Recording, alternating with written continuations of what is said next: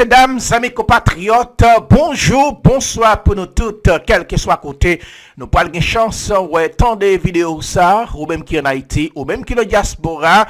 Bienvenue sur Valakai, Namikoa, c'est toujours ami, serviteur, merci Dieu. Moi content pour me capable ensemble avec nous pour nous faire une transmission journal Méga Matin, Méga c'est Pigo réseau radio haïtien sous la terre bénie avec staff nouvelle là, information yo sous pays d'Haïti. Ou écoutez Radio Méga Go Radio A, li fait 5 ans.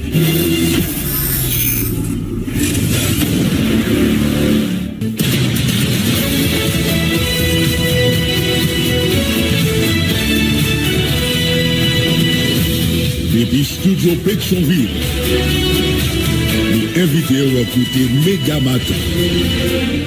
Premier journal Radio Méga qui passe sur le réseau Radio Méga dans toute ville Haïti, en même temps dans le sud Floride là, dans les États-Unis.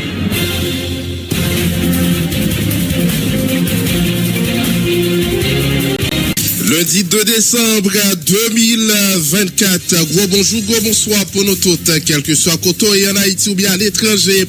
C'est le premier paraître journal la Méga Matin qui rentre dans la caillou. Déjà Nabdou, bonne semaine information, bon mois information. Soutien Radio Méga, toute équipe là content rentrer dans la caillou, amis auditeurs.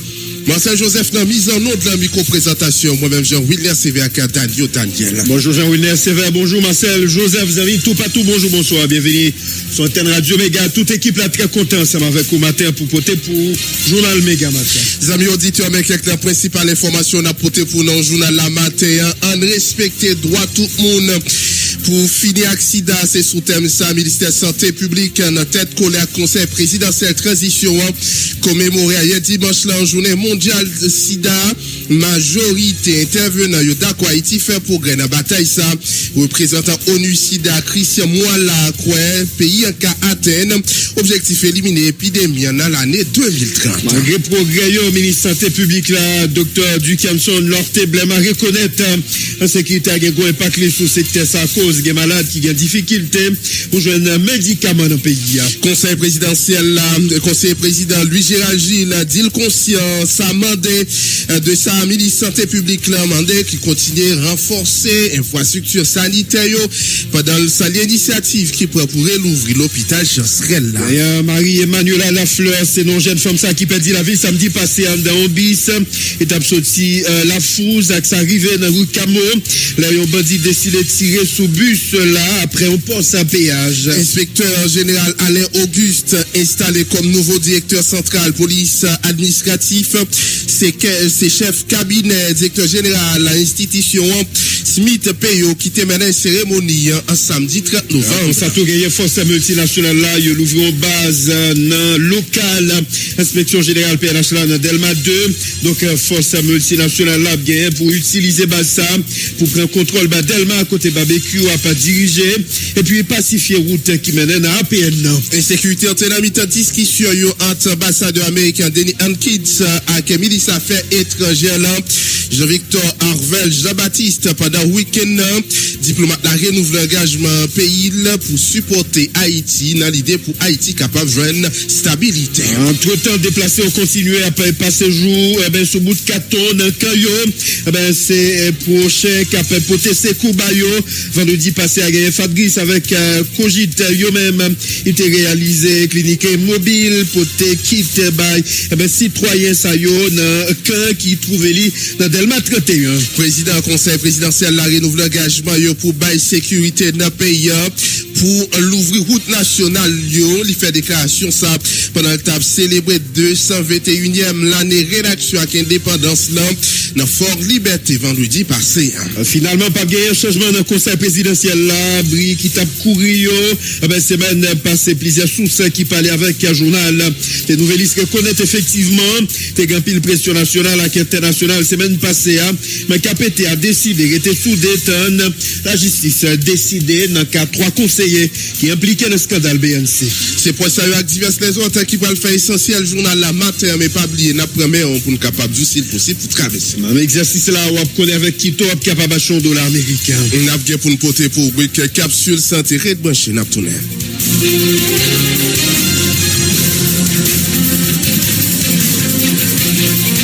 On t'a annoncé ça dans le titre journal là. On respecte droit tout le monde pour une finir accident. Si un baptême ça, autorité yo dans conseil présidentiel là, dans tête collée avec ministère santé publique commémoré hier dimanche là, journée mondiale sida, une cérémonie qui était déroulée en présence responsable ONU sida, Christian Mouala, représentant spécial secrétariat général Nations Unies, Maria Isabelle Salvador, ambassadeur américain Denny Hankins et la triac plusieurs autres organisations PPVIH, tant que président fédération PPVIH là Edouard Dufet. Dans discours circonstance li représentante ONU sida qui te porté message organisation représentée a fait qu'on ait sida capable fini dans l'année 2030 là considéré gros progrès qui fait dans dernière année ça yo nous invitons côté intervention Christian Mouala. Mettre fin au sida si les droits humains des personnes vivant ou affectés par le VIH sont respectés, protégés et réalisés, afin de garantir des services équitables, accessibles et de haute qualité. La réponse au VIH a tellement progressé que la fin du sida en tant que menace pour la santé publique est réalisable d'ici 2030. Les progrès réalisés en matière de services de prévention, de traitement du VIH sont liés à des avancées dans la protection des droits de l'homme et ont à leur tour galvanisé des progrès plus larges dans la réalisation du droit à la santé.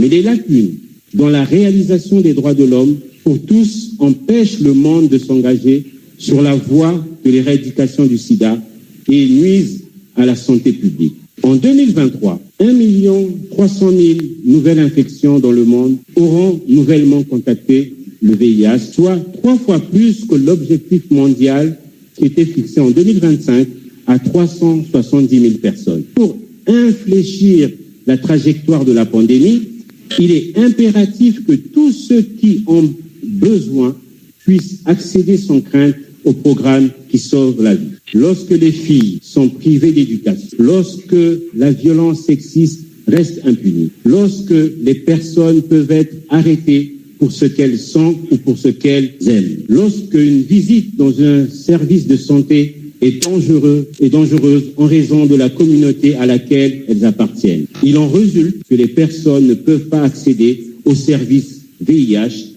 qui sont essentiels pour sauver leur vie et mettre fin à la pandémie du sida. Les lois, politiques, pratiques qui punissent, discriminent ou stigmatisent les personnes entravent l'accès à la prévention, au dépistage, au traitement et aux soins du VIH. Ce rapport, donc, montre ce qui peut être fait. Il explique comment le mouvement de la lutte contre le VIH a créé une dynamique d'action. Il rassemble les dernières recherches, des études de cas, des essais de leaders mondiaux, des recommandations pour mettre le monde sur la voie de l'éradication du sida en tant que menace pour la santé publique d'ici 2030. Il s'agit d'une carte routière pour guider le chemin. La riposte au VIH et à la croisée du chemin, nous pouvons mettre fin au sida si nous suivons le chemin du droit. Empruntons-le ensemble, fin de citation, Messie en pile, pour nous, attention nous. On t'a pas écouté la Christian Mouala, n'a pas toujours été dans le dossier ça. Il y a un représentant spécial secrétariat général Nations Unies. Il salue le gros progrès qui fait dans la bataille contre le sida dans le pays d'Haïti. Ça qui la cause, il y a une réduction de 65%. Monde qui mourit avec le sida. Maria Isabelle Salvador fait croire 96%. PPVH dans le pays sous traitement. C'est l'autre gros pas qui franchit selon diplomate là qui reconnaît tout. Eh ben, il y a 30% de monde qui pas testé à cause de la situation difficile pays la violence qui a déroulé dans le pays il y a un gros impact sur côté jeune femme avec Tifi qui participent à une victime cas déjà Maria Isabelle Salvador. Pour rappeler les chiffres de l'épidémie en Haïti, à ce jour, le nombre de personnes vivant avec le VIH 2023 est estimé à 145 000 dans la population générale. Avec une prévalence VIH estimée de 1,6%, l'épidémie est généralisée. Bien que le sida ne soit pas encore éradiqué en Haïti, depuis 2010, il y a eu une réduction de 34% de nouvelles infections à VIH et moins de personnes en meurent. Le pays a enregistré une réduction de 75% des décès liés au VIH. On se réjouit qu'Haïti ait accompli des progrès remarquables dans un contexte extrêmement difficile en matière de riposte au VIH et nous devons reconnaître que le pays progresse bien vers la réalisation des cibles 95-95-95 et la gestion de la co-infection tuberculeuse VIH. Avec des résultats importants en Haïti, 87% des personnes vivant avec le VIH ont été diagnostiquées. 96% d'entre elles sont sous traitement et 85% des personnes sous traitement ont une charge virale supprimée. Les communautés en première ligne sont à l'origine des progrès réalisés dans la riposte au VIH en Haïti. Et les efforts conjoints de l'ONU-SIDA et du système des Nations Unies, du PEPFAR et du Fonds mondial stimulent leur travail. Cependant, des défis immenses demeurent, car les enfants âgés de 0 à 14 ans accusent un retard considérable en ce qui concerne l'accès au dépistage, l'obtention du traitement nécessaire et l'attente de la suppression virale. Seuls 30% des enfants vivant avec le VIH ont atteint la suppression virale. Les jeunes sont également à risque. 25% de toutes les nouvelles infections surviennent chez des personnes âgées de 15 à 24 ans. Cette situation est exacerbée par les recours systématiques à la violence sexuelle par les gangs dans les départements de l'Ouest et de l'Artibonite. Les personnes nouvellement déplacées, plus de 700 000, soit une augmentation de 22% entre juillet et aujourd'hui. Ces personnes ont besoin d'une aide immédiate, y compris d'une protection contre la violence sexiste et sexuelle, qui est une priorité pour la réponse humanitaire. La fourniture de matériel d'hygiène, des services de santé sexuelle et reproductive, ainsi que des services concernant le VIH et les infections sexuellement transmissibles sont urgents. Ces personnes déplacées ont urgemment besoin aussi de services de réponse à la violence basée sur le genre, d'abris et de nourriture, compte tenu du fait que 5,4 millions d'Haïtiens sont actuellement en situation d'insécurité alimentaire aiguë. Ils ont besoin d'une aide immédiate par l'intégration des services de VIH dans les services pour les survivantes des violences sexuelles,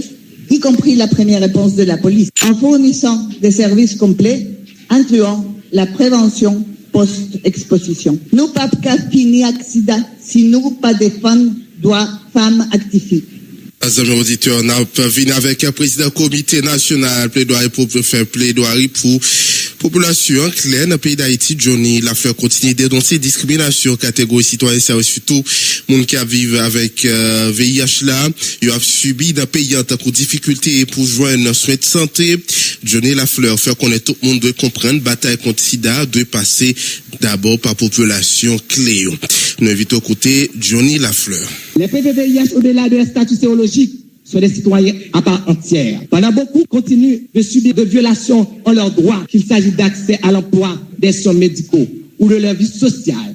Des lois existent pour nous protéger, comme c'est relatif à la non-discrimination ou au respect de la vie privée, mais leurs applications restent trop souvent timides. On respecte les droits de tout le monde pour nous finir avec SIDA. J'ai l'immense honneur de représenter ici le Comité national de la population clé en Haïti. Et à cette commémoration de la Journée mondiale du SIDA, il est important de préciser que le Comité national de la population clé a été, est et sera toujours l'un des acteurs incontournables de la réponse du VIH. De la Constitution de l'objectif des 395 à l'horizon de 2030, suivons le chemin des droits n'est pas qu'un simple slogan. C'est un appel à tous les acteurs de la société, gouvernements, institutions sanitaires, organisations nationales civiles et citoyens. Nous tous, nous devons unir nos efforts pour permettre que chaque peuple puisse vivre dignement, sans crainte ni honte. L'accès universel aux soins, un droit non négociable. Cependant, pour beaucoup de PVVIH, ce doit être encore un luxe. Dans certaines régions, les traitements antirétroviraux sont rares ou coûteux, tandis que l'accompagnement psychosocial demeure insuffisant. Les PVVIH ont le droit de bénéficier de systèmes de santé inclusifs, capables de répondre à leurs besoins spécifiques sans jugement ni discrimination. Le chemin du droit est aussi celui de la sensibilisation et de l'éducation. Lutter contre la stigmatisation passe pour l'information et la formation des communautés. Chaque individu doit comprendre que le VIH ne définit pas une personne. Les mythes et idées reçues qui entourent cette maladie doivent être combattus par des campagnes de sensibilisation audacieuses et ciblées. En tant que représentant du secteur PVVIH au sein du CCM Haïti et président du Comité national de plaidoyer des personnes clés en Haïti, je suis convaincu que le respect des droits de la personne humaine est la clé d'une société plus équitable. Nous n'avons besoin des lois fortes, mais aussi des cœurs ouverts et des mentalités évoluées. À ceux qui existent encore, souvenez-vous, suivre le chemin du droit, c'est choisir l'humanité. C'est construire un avenir où personne n'est laissé pour compte. Engageons-nous ensemble pour chaque PVVIH vive librement avec dignité et espoir. On t'a pas écouté la Johnny La Fleur, il y a un ministre santé publique là, du canton de l'Orte-Blema, 124 000 patients actifs qui sont sous médicaments ARV, majorité sous traitement, c'est quelque chiffre qui prouvait qu'on avancer pour atteindre l'objectif 2030 là. Nous t'as dû faire quelques efforts en plus, malgré l'insécurité, c'est un gros problème sous système santé. Là, nous t'as pas cité ministre santé publique là, du canton de l'Orte-Blema.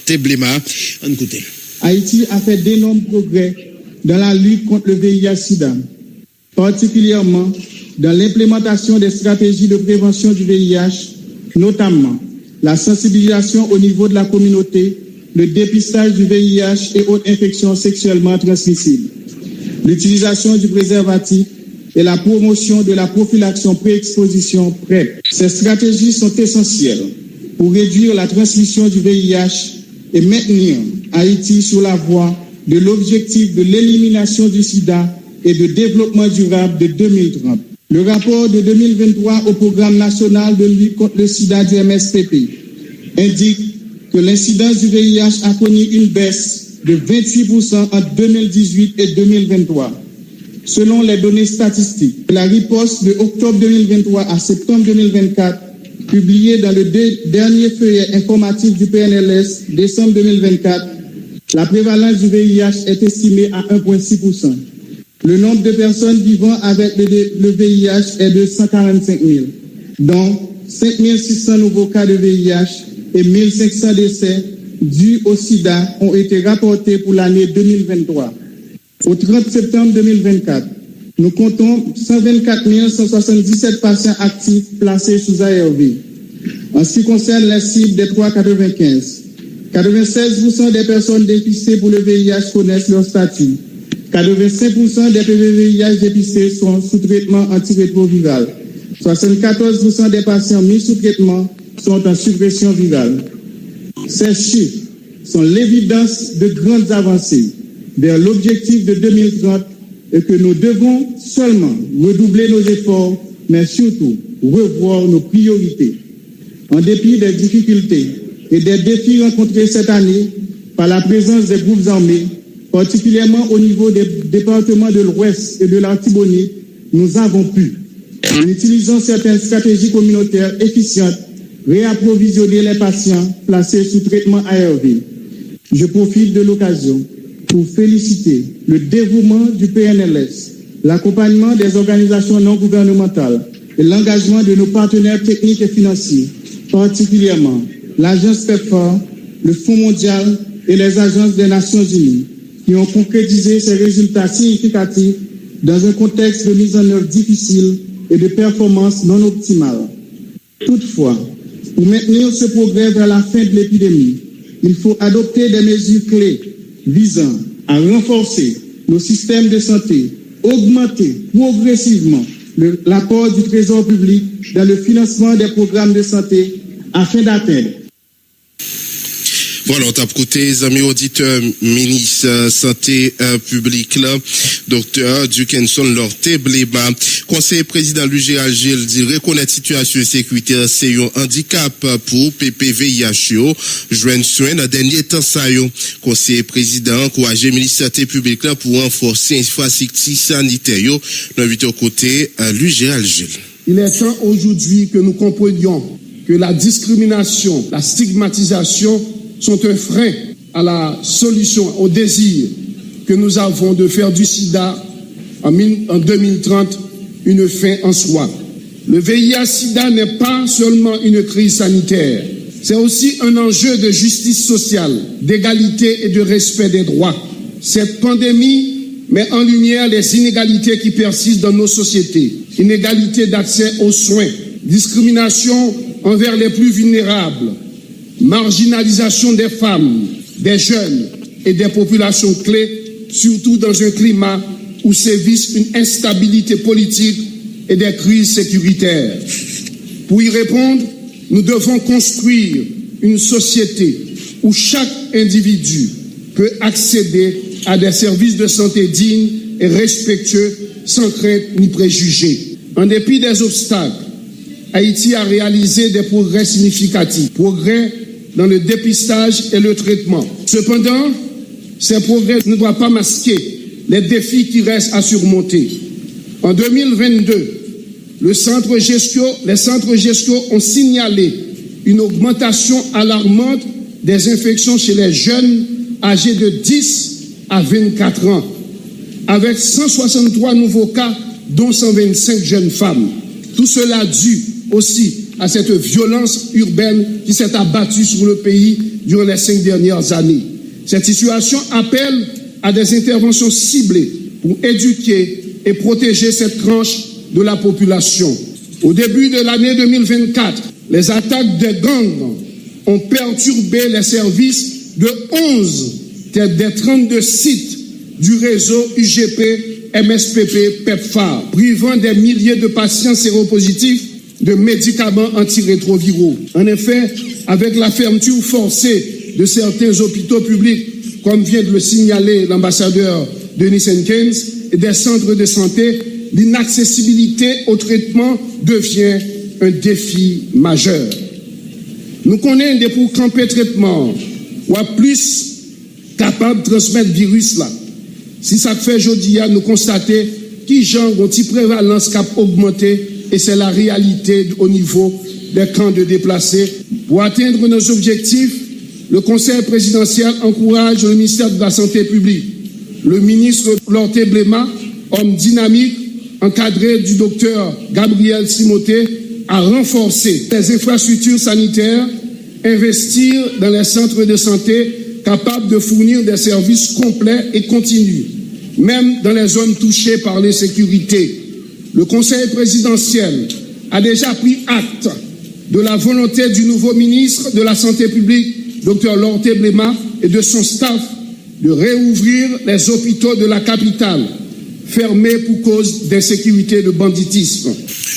Voilà, on t'a pas écouté la conseil président Louis Gérald Gilles, lui-même qui était présent dans le cadre d'activité ça, mais tout n'a pas continué. Bon, détail sur question ça, amis, tout pas tout. Là, gagné un pile avancé d'après divers responsables. On a rappelé pour gagner ONU SIDA, il y aurait censé au moins 630 000 décès en 2023. Donc, ONU SIDA, ils ont enregistré plus passé 630 000 décès qui lient avec VIH-Sida en 2023. Donc, sous au moins 42,3 millions, nombre total victimes depuis commencement épidémie ça. Face avec crise persistante ça, il y a l'agence des Nations Unies, li exhorter dirigeants yo pour intégrer droit monde dans stratégie dans bataille contre sida. Malgré progrès médical significatif, nouvelles infections VIH continuent à augmenter dans 28 pays, selon un rapport qui est publié semaine passée par l'ONU SIDA, en amont avec Journée mondiale bataille contre SIDA, on a rappelé journée en temps passé. Donc organisation, elle précisait au moins qu'il y a 9,3 millions de monde qui ont même toujours pas gagné accès avec un traitement, c'est-à-dire qu'il y a